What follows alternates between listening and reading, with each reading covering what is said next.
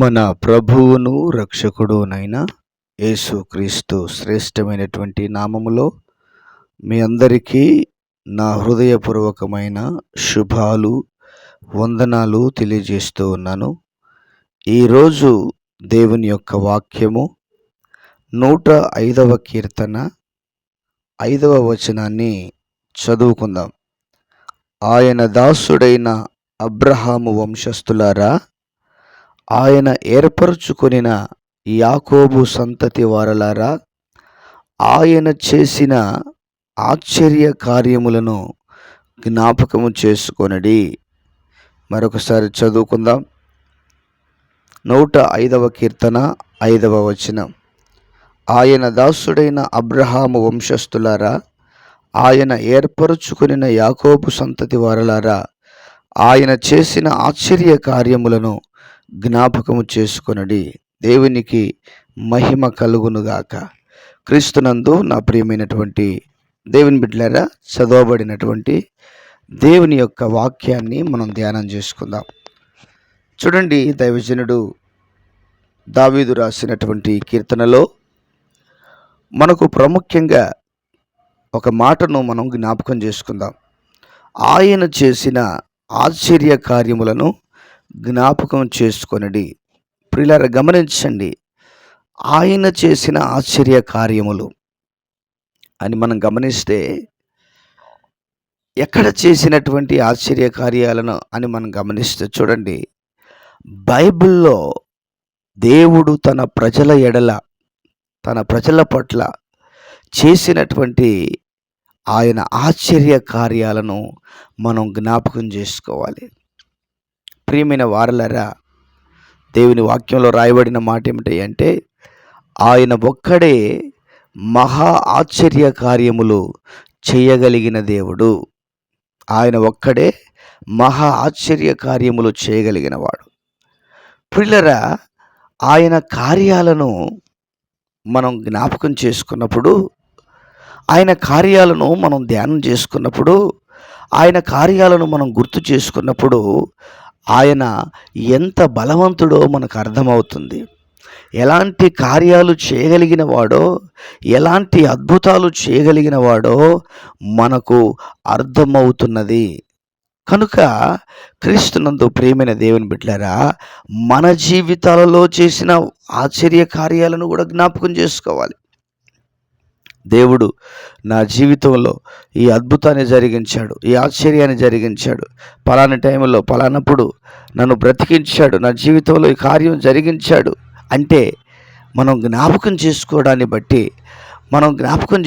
బట్టి ప్రభువు మహిమపరచబడతాడు. అదే సమయంలో ఒక నూతనమైనటువంటి బలాన్ని కలిగి ఉంటాం. మనం నూతనమైనటువంటి శక్తిని కలిగి ఉంటాం.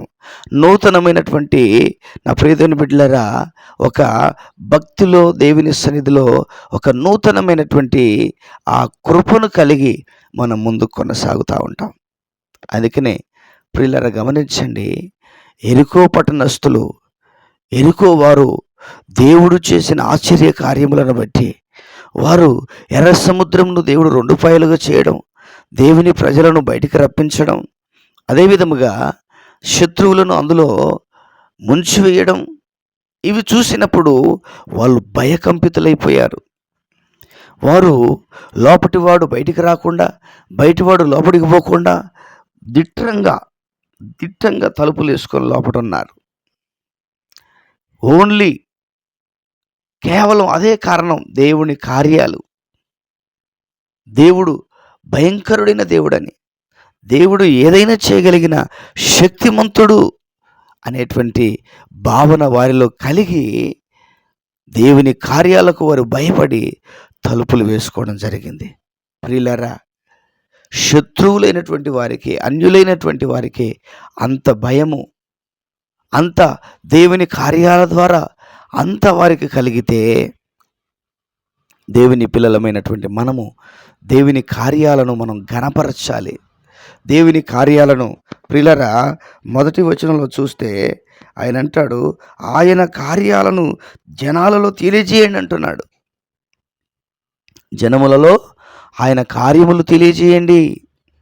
నిశ్చయముగా ఎంత అద్భుతమైనటువంటి కార్యాలండి. దేవుడు గొప్ప కార్యాలను చేయగలిగిన దేవుడు. ఎలాంటి వారినైనా ఎలాంటి వారిగానైనా మార్చగలిగిన దేవుడు. కనుక నా ప్రియమైన దేవుని బిడ్డలారా, అంత మాత్రమే కాదు, చూడండి 6వ వచనంలో కూడా ఏమంటాడంటే, ఆయన చేసిన సూచక క్రియలను, ఆయన నోటి తీర్పులను జ్ఞాపకం చేసుకోండి. ప్రియులారా, గమనించండి. ఐగుప్తులో దేవుడు ఎన్ని రకాలైన తీర్పులతో ఐగుప్తును దేవుడు అతలాకుతలం చేశాడు. ఐగుప్తును దేవుడు ప్రియ దేవుని బిడ్డలారా భయకంపితులుగా మార్చాడు. ఎందుకంటే తన ప్రజల కొరకు, తన బిడ్డల కొరకు, తన స్వాస్థ్యమైనటువంటి వారి కొరకు, తన ప్రజలైనటువంటి వారి కొరకు, తాను ఏర్పాటు చేసుకున్నటువంటి జనుల కొరకు ఆయన ఏదైనా చేయగలిగిన శక్తిమంతుడు అనే సత్యాన్ని మనం గుర్తెరగాలి. నీ కొరకు దేవుడు ఎవరినైనా మార్చగలుగుతాడు. నీ కొరకు ఎలాంటి కార్యానైనా చేయగలుగుతాడు. నీ కొరకు దేవుడు ఎట్టి విధమైన కార్యానైనా చేయగలుగుతాడు. కనుక ప్రియమైన దేవుని బిడ్డలారా, ఆయన చేసిన ఆశ్చర్య కార్యాలను మనం జ్ఞాపకం చేసుకోవాలి. మనల్ని దేవుడు రక్షించుకున్న విధానం, దేవుడు మనల్ని బాగు చేసిన విధానం, దేవుడు మనల్ని కాపాడుతున్న విధానం, దేవుడు మనల్ని కనికరిస్తున్న విధానాన్ని మనం నిత్యము జ్ఞాపకం చేసుకోవాలి. దేవుడు దావీదు కూడా ఆయన చేసిన మేలులను జ్ఞాపకం చేసుకునేవాడు, ఆయన కార్యాలను జ్ఞాపకం చేసుకునేవాడు. దాన్నే కృతజ్ఞత భావం అంటారు. ప్రియమైన దేవుని బిడ్డలారా, కనుక మన జీవితాలలో కూడా ఆయన చేసిన మేలులను, ఆయన చేసిన కార్యాలను మనం జ్ఞాపకం చేసుకుంటూ ప్రభువు సన్నిధిలో ముందుకు కొనసాగుదుము గాక. Amen, amen. దేవుడు ఈ వాక్యాన్ని మన వినికిడిలో దీవించునుగాక. ఆమెన్. ప్రార్థన. ప్రియుడైన తండ్రి, విన్న మాటలను మా వినికిడిలో దీవించి ఆశీర్వదించండి. వింటున్న ప్రతి బిడ్డను దీవెనకరంగా మార్చండి, ఆశీర్వాదకరంగా మార్చండి.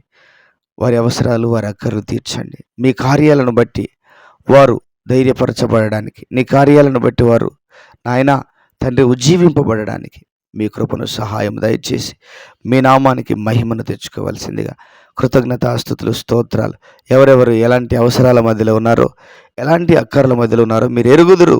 వారి అవసరాలు, వారి అక్కర్లు, వారికి ఉన్న సమస్యలు, వారికి ఉన్న ఇరుకులు, వారికి ఉన్న ఇబ్బందులన్నీ కూడా యేసయ్య నామములో తొలగించి ఘనమైన కార్యాలు జరిగించి ఘననామమునకు మీరు మహిమను తెచ్చుకోవాల్సిందిగా కృతజ్ఞతాస్తుతులు, స్తోత్రాలు చెల్లిస్తూ యేసయ్య నామములో ప్రార్థన చేసి వేడుచున్నాము ప్రియమైన పరలోకపు తండ్రి. Amen, amen. దేవుడు మనందరినీ దీవించి ఆశీర్వదించి మహిమ కలిగిన రాకడ కొరకు, రాజ్యం కొరకు సిద్ధపరచునుగాక. Amen, amen.